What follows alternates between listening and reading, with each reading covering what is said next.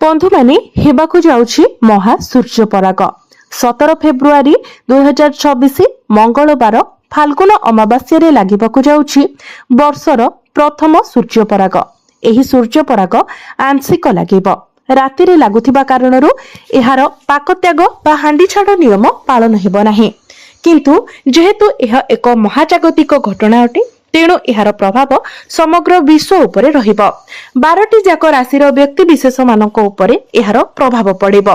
तो आजिर एही भिडियो रे आमे माने जानिबा जे तुला राशि व्यक्ति विशेष मानक उपरे एही महासूर्य परागर क्यों प्रभाव रहिब। एही सूर्य पराग ठारू आपणक जीवन रे कोन सब बड़ परिवर्तन हेबो। एही सूर्य पराग आपणक पई शुभ रहिब ना अशुभ रहिब। एही सूर्य पराग आपणकु केउ सब फल प्रदान करिब, आपणक जीवन रे केउ सब बड़ घटना घटिब।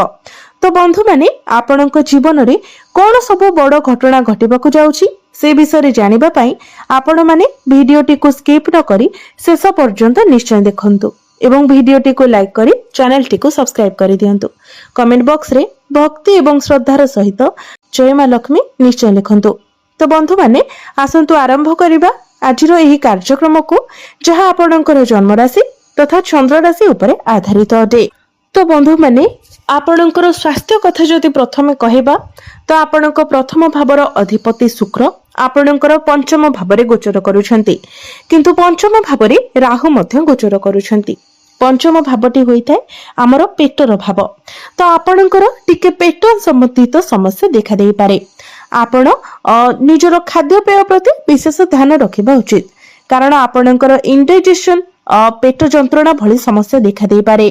गला संबंधित समस्या मध्य आपणकर देखा देई पारे, कारण शनिकर दृष्टि आपणकर द्वादश भाव उपरे रहुछि। कांधे जंत्रणा एवं जॉइंट पेन भली समस्या मध्य आपणकर देखा देई पारे। तो एई सब कथा प्रति आपणको ध्यान रखिबार अछि। शिक्षा क्षेत्र जदि कहिबा किंतु राहु आपणको एठारे शुभ फल प्रदान करिवे, कारण आपण जानते वर्तमान एआई रो जुग चलीछि एवं एआई होछंती सेही राहु। से आपणको बहुत भलो टेक्निक प्रदान करिवे। तो आपणकर माइंड शार्प हेबो, आपण पाठ पढ़ा रे बहुत किछि उन्नति करिवे। जदि पाठ पढ़ा रिलेटेड आपणको मन रे किछि आइडिया चलुछि, किछि फॉर्म फिलअप करिबा, किछि कोचिंग जॉइन करिबा, एआई रिलेटेड जदि आपण किछि सिखिबाकू चाहुछंती, टेक्निकल रिलेटेड पाठ पढ़िबाकू चाहुछंती, तो एही सब क्षेत्र रे आपणको बहुत अधिक सफलता मिलिबो। राहु आपणकर पंचम भावरे रही आपणको मल्टी टैलेंटेड बनाइबे, किंतु मने रखंतु एठारे राहु मन को भ्रमित मध्य कराई थांती। जदि आपण कोनोसी जिनिस को कंप्लीट करि नेउछंती किंबा कोनोसी जिनिस को आपण कंप्लीट करिबाकू लागि पड़िछंती, तो सेठारे आपणकर माइंड टिके कंफ्यूज होई पारे। आपणकर मन को किछि शंका आसी पारे, बिना किछि कारण रे आपणक मन को किछि डर आसी पारे।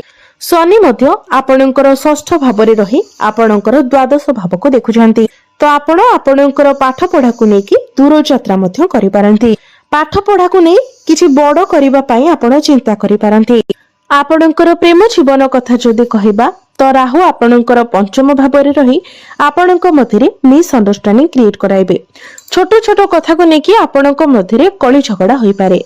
शनि मध्य जेहेतु आपणकर षष्ठ भावरे अछंती, तो उभय पक्षरु देखिबाकू गले आपणक मध्यरे टिके कଳି झगड़ा हेबार मनांतर मतांतर हेबार संभावना अधिक रहुछि। तेणु आपण जेते पारिबे निज भितरे संयमता रखिबाकू चेष्टा करंतु, बुझामणा ठीक रखिबाकू चेष्टा करंतु, नचेत आपणकर भूल बुझामणा पई आपणक संपर्क भांगिवार मध्य बहुत अधिक संभावना रहुछि।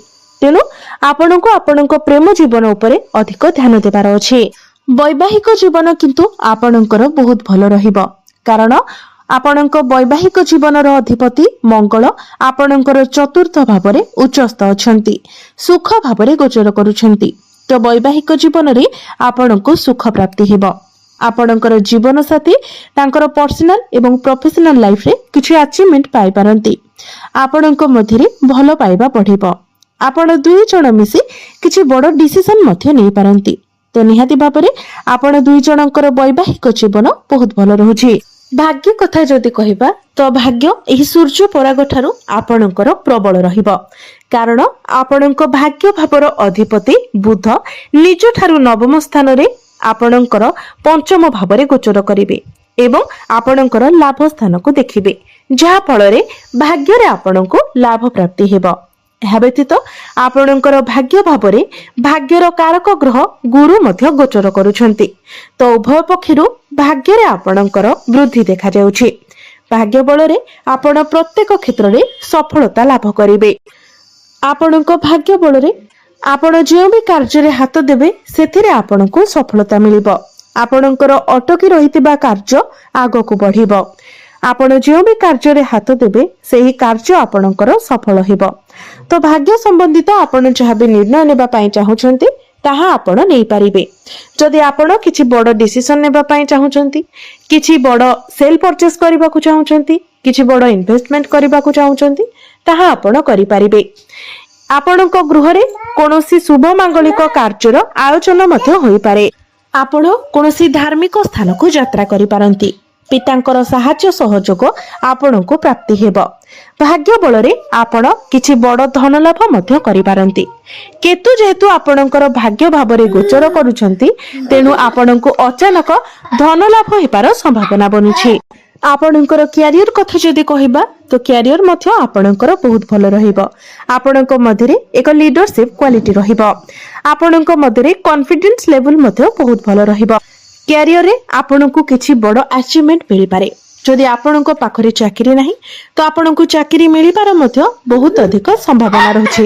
ତେଣୁ ଆପଣ ନିଜ ତରଫରୁ ଚେଷ୍ଟା ଜାରି ରଖନ୍ତୁ। ବିଜନେସ୍ କଥା ଯଦି କହିବା ତ ବିଜନେସରେ ମଧ୍ୟ ଆପଣଙ୍କୁ ବହୁତ କିଛି ପ୍ରଫିଟ ମିଳିବ। ଯେହେତୁ ବୁଧ ଏବଂ ଶୁକ୍ରଙ୍କର ଦୃଷ୍ଟି ଆପଣଙ୍କର ଲାଭ ସ୍ଥାନ ଉପରକୁ ରହିବ, ତେଣୁ ଅନେକ କ୍ଷେତ୍ରରୁ ଆପଣଙ୍କୁ ଲାଭ ପ୍ରାପ୍ତି ହେବ। ଆପଣଙ୍କର ଫାଇନାନ୍ସିଆଲ ଗ୍ରୋଥ ହେବ। ଆପଣଙ୍କର ଡେଲି ଇନକମ୍ ବଢିବ। ଆପଣଙ୍କର ବ୍ୟାଙ୍କ ବାଲାନ୍ସ ବଢିବ। ଆପଣ ନୂଆ ବିଜନେସ୍ କିଛି ମଧ୍ୟ ଷ୍ଟାର୍ଟ କରିପାରନ୍ତି। ତ ବିଜନେସକୁ ନେଇ ଯଦି ଆପଣ କିଛି ବଡ଼ ଡିସିସନ ନେବା ପାଇଁ ଚାହୁଁଛନ୍ତି ତ ନିଶ୍ଚିତ ଭାବରେ ଆପଣ ତାହା ନେଇପାରିବେ। ଏବେ ଆସନ୍ତୁ ଜାଣିବା କିଛି ପ୍ରତିକାର ବିଷୟରେ। ଯେଉଁ ପ୍ରତିକାର ଗୁଡ଼ିକ କରିବା ଦ୍ୱାରା ଆପଣଙ୍କୁ ଅଧିକ ମାତ୍ରାରେ ଶୁଭ ଫଳ ପ୍ରାପ୍ତି ହେବ ଏବଂ ଯାହା ସବୁ ଅଶୁଭତ୍ୱ ରହୁଛି ସେଗୁଡ଼ିକ ମଧ୍ୟ ଖଣ୍ଡନ ହୋଇଯିବ। ତ ସେଥିପାଇଁ ଆପଣ ପ୍ରତ୍ୟେକ ଦିନ ଶୁକ୍ରଙ୍କର ବୀଜ ମନ୍ତ୍ର 108 ଥର ଜପ କରନ୍ତୁ। ପ୍ରତ୍ୟେକ ଦିନ ଆପଣ ହନୁମାନ ଚାଳିଶାର ପାଠ କରନ୍ତୁ।